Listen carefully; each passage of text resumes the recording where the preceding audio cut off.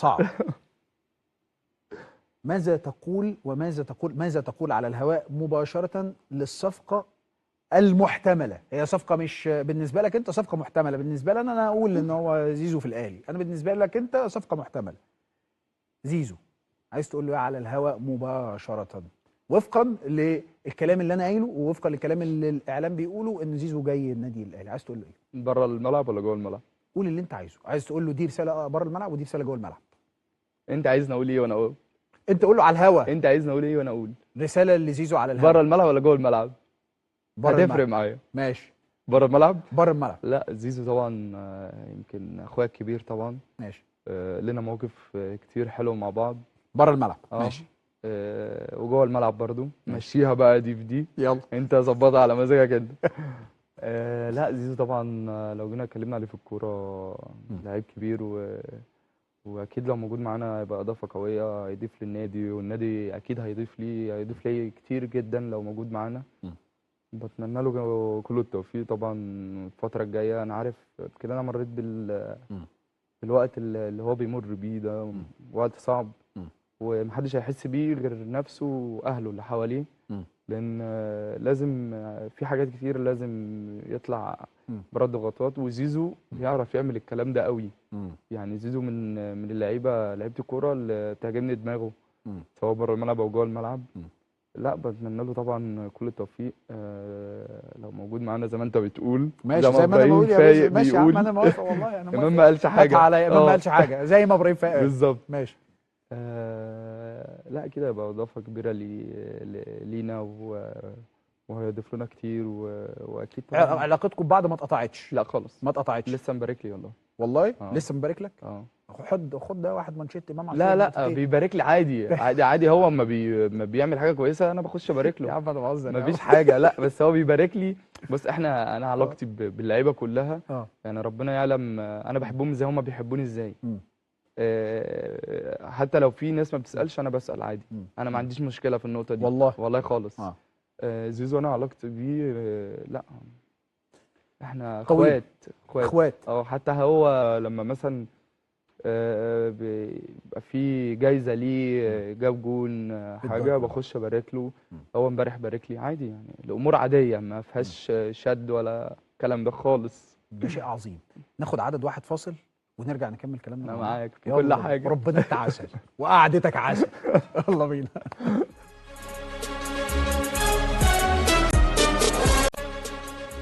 طيب ما تنسوش تبعتوا لنا على الهاشتاج كل اللي انتوا عايزين تبعتوه لنجمنا اللي مشرفنا ومنورنا النهارده كابتن امام عاشور على الهاشتاج بتاعنا امام عاشور مع فايق. امام الملاحظ ليك في الفتره اللي فاتت ديت والسيزون ده تحديدا هيلاقي ارتفاع في المستوى البدني بشكل كبير. انت شغال على نفسك ازاي في الحته دي، وهل التطور اللي حاصل ده وراه حاجه معينه ولا لا؟ طبعا كنت شغال على نفسي يعني مع اسلام طبعا. اسلام جمال قول بقى يا باشا. مدرب كان هو ماسك بيراميدز دلوقتي. ماشي يعني. اشتغلت معاه اكيد في اول الموسم كده شويه. بس انا من نوعيه اللعيبه يعني لما بلاقي نفسي ان انا بلعب الماتشات قريبه فخلاص ببعدها شويه الحته البدنيه دي لان كده بيبقى فيه تعب اصلا. أيوة. يعني انت اوريدي كده في الملعب بتتعب. فطبعا اشتغلت معاه والراجل بصراحه يعني من الناس المحترمه اللي اتعاملت معاها. بشكره طبعا. ماتش صن داونز هناك انت جريت جري مش طبيعي. انا اشفقت عليك وانا بتفرج على المباراه، والجمهور طبعا النادي الاهلي كان بيتفرج عليك شايف امام بيبذل مجهود غير طبيعي. احكي لي الماتش ده كان ازاي بالنسبه لك، لانه واضح انه كان من اكتر ماتشات صعوبه عليك يعني. اكيد طبعا. بص يا هيما الماتش ده اللي كان هناك طبعا كان ماتش صعب علينا كلنا يعني مش على امام بس انا يعني كان اول ماتش ليا هناك. ده اول ماتش ليا في سان داونز في جنوب افريقيا. وبعدين قبل كده كان في خساره النادي الاهلي طبعا يعني كلنا عارفينها. ايوه. فالواحد كان رايح لا اكيد مش هيحصل الكلام ده. لو هنموت نفسنا في الملعب مش هيحصل الكلام ده. كلنا اتكلمنا مع بعض يا جماعه لازم لو هنموت نفسنا. طبعا الماتش ده مش هيتعمل فيه اللي اتعمل قبل كده ولا الخمسات ولا البتاع ولا الكلام ده لا مفيش الكلام ده. اللعيبه كلها بصراحه كانوا مركزين في الماتش. اتكلمنا مع بعض كلنا لازم نطلع بنتيجه ايجابيه يا جماعه. وهو الماتش يعني كان كل واحد بيطلع اكتر حاجه عنده الناس بصراحه. حست انه الاهلي قرب جدا، خلاص انت خلصت الماتش ده مم. هناك بتاع سان داونز، خلاص خلصته. ايه اللي حصل هنا؟ مفيش والله، يعني الواحد عندك مش تفسير؟ بصراحه لا. ما عندكش تفسير؟ لا، اه. بس هي دي الكوره، هي دي الكوره. يعني هي دي الكوره. ليك حته لقطه في ماتش بيراميدز، انا بجيب لك اللقطات اللي مم. وقف عندها الجمهور واللقطات المضيئه، لانه انا لو هقعد اتكلم معاك مش هنخلص وقت. لقطتك في ماتش بيراميدز انك تقطع لحد اخر الملعب وتدافع وتاخد الكره وتطلع بيها وتيجي جول، لقطه جمهور الاهلي حطها لك في الثمن الحقيقي. انت قلبك على الفرقه، مش فكره ان انت بتبذل مجهود لحد الثانيه الاخيره بس، انت قلبك على الفرقه، انت محموق على الفرقه، انت بتلعب بالروح بتاعت الفانيلا الحمراء. هسألك على اللقطة دي، عايز اعرف برضو منك حصلت ازاي، كواليسها ازاي، شفتها ازاي، ولما روحت البيت شفتها ازاي؟ لا اكيد طبعا. بص يا اما احنا زي ما قلت لك، مم. احنا خلاص ما كانش قدامنا فرصه غير ان الدوري. مم. فخلاص كان الواحد لازم يبذل جهد، لو بتبذل 100% لا تبذل 200%. مم. ف... فالماتش ده ما كانش ينفع نطلع منه كده خالص، مم. ما كانش ينفع نطلع منه كده خالص. مم. كان لازم نطلع بنتيجة برضو إيجابية. مم. عشان كده ربنا كرمنا في آخر دقيقة، عشان اللعيبة دي برضو بتتعب. مم. يعني مش إمام بس لوحده اللي بيتعب، اللعيبة دي كلها بتتعب. مم. اللعبة دي يعني الناس ما بتشوفناش واحنا بنتمرن ازاي، مم. بعيد عن اهالينا، بنقعد فترة طويلة بعيد عن اهالينا ازاي. مم. ما بنشوفش ولادنا يعني انا عيد مم. ميلاد بنتي انا ما حضرتوش، اول عيد ميلاد. لا والله. والله كنت في جنوب افريقيا. مم. لا اللعيبة بتتعب، اللعيبة بتتعب. الماتش ده ما كانش ينفع، لازم يعدي. مم. يمكن الكرة دي انا كان خلاص، كان ما كانش في حل قدامي. يعني انا قلت لو لعبتها للشناوي مم. خلاص، انا كنت واخد ان هو كان اخر دقيقة ايوه. حاجة ما هيصفر. مم. فقلت لا انا هاخد ريسك. مم. خلاص انا ما كانش قدامي غير كده. انا ما بصيت لما شفت اوباما، لان انا حافظ اوباما طبعا. اه. فانا ما شفته في ضهري انا عارف ان اوباما هيروح على الجون. مم. عشان كده انا خدت الكرة بعيد عنه. مم. مساء الفل يا رجالة، عاملين ايه؟ يا رب دايما تكونوا بخير وصحة وسعادة. وكالعادة هنبدأ الفيديو بتاعنا النهاردة بالصلاة على النبي صلى الله عليه وسلم. مش كالعادة ولا حاجة، دي أول مرة نقولها في الفيديو يعني، بس يعني افتكرتها يعني حاجة حلوة. المفروض نصلي على النبي كده في البداية عليه أفضل الصلاة والسلام. مبروك الدوري يا رجالة. أنا عارف طبعا إن مبروك الدوري دي المفروض تتقال بهي وهيصة وبتاع، بس يعني بنصور في وقت متأخر وأنا بصراحة عايز أنام، مش فاضلكم، بس قلت أطلع ايه أرخم كده والدنيا تبقى حلوة يعني. عاملين ايه؟ كله تمام؟ ايه رأيكم في الدوري؟ الدوري حلو ها؟ الحمد لله الحمد لله الحمد لله. رقم بتاع ده الدوري رقم 45 الحرام، 45 الحرام في تاريخ النادي الأهلي، فدي حاجة تشرف قوي يعني. وسام نحطه على صدرنا، وسام أبو علي جاب صور هاتريك. يلا بالمناسبة ما علينا. الامو كان ليه لقطة كده في الماتش، بعد الماتش يعني في الاحتفال. اشتباك مع بتاع الامن وبتاع، وعمال يزقوا في الباب وهنتكلم عليها برضو. وهنتكلم على احتفال بيراميدز في الملعب، شوية مجانين يعني، ما علينا. هنتكلم برضو تاني في قناة الزمالك واللي بتعمله، وسبحان الله كأنها قناة بيراميدز مش قناة الزمالك. وهنتكلم في قرار المحكمة الدولية الرياضية، وهنتكلم تائب يعني. هنتكلم حاجات كتير أوي النهاردة على فكرة. وعندك برضو موضوع ريفيرو، وبسم الله ما شاء الله. ايه تاني؟ اللهم صل على سيدنا محمد. وكأس العالم للأندية، ويا ترى النادي الأهلي هيوصل لفين بالظبط. وهنتكلم عن نهائي الكاس اللي هو بين الزمالك وبيراميدز. وكفايه صح، مش هنطول اوي كده يعني. انا كويس ان انا فاتح الفيديو دلوقتي، وانا اصلا عايز انام والله، وانا فاضلكم.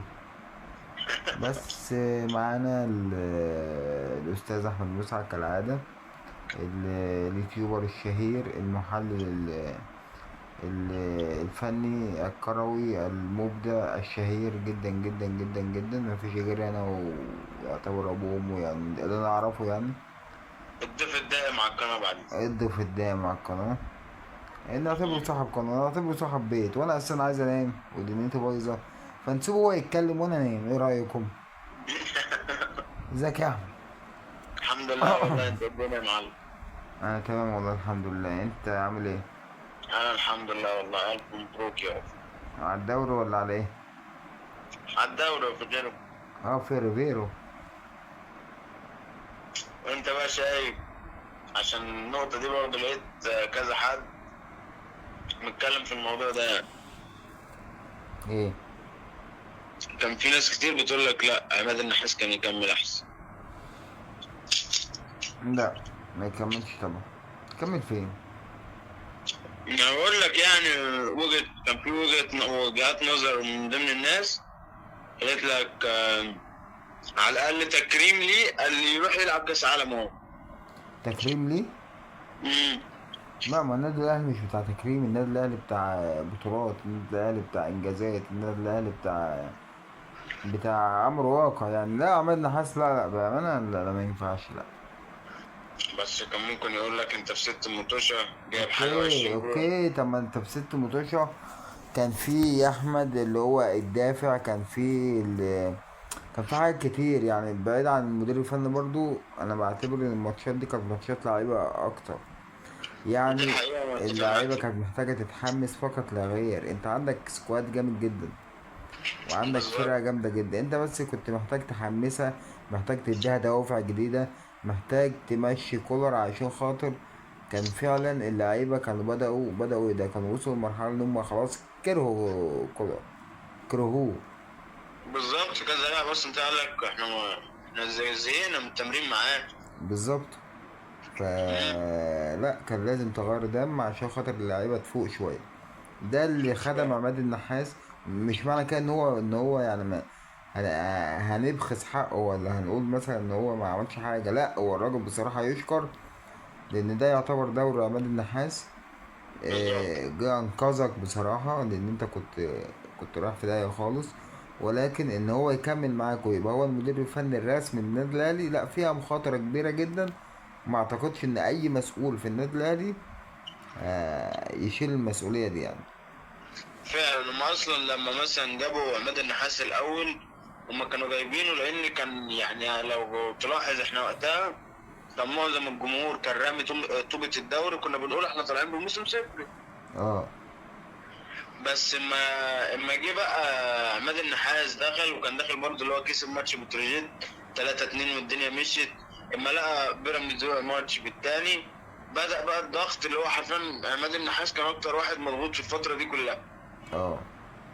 شال بقى حمل اللي هو انت يا باشا انت الدوري رجع في الملعب، الدوري في ايد الدوري معاك، اكسب هتاخد الدوري. صح، الكرة بقت في ملعبك انت. انت بالظبط. بقيت متحكم يا باشا. بيراميدز وقع ماتشين ولا 3؟ بيراميدز لا وقع ماتشين اللي هو البنك وفاركو. البنك وفاركو وقع ماتشين، فخلاص يا باشا اداك هدية ثمينة جدا، ما كانش ينفع بالظبط. تضيعها يعني. بالظبط. ما بقول لك يعني مثلا الاراء اللي انا مش هكذب عليك انا كنت ضد الاراء دي اللي هو عماد زي ما انت فعلا ما قلت. جه في فتره اللعيبه اصلا غصب عنها تلعب، يعني بالظبط. جه دعم جمهور بقى وخلاص الناس كلها محطوطه تحت ضغط.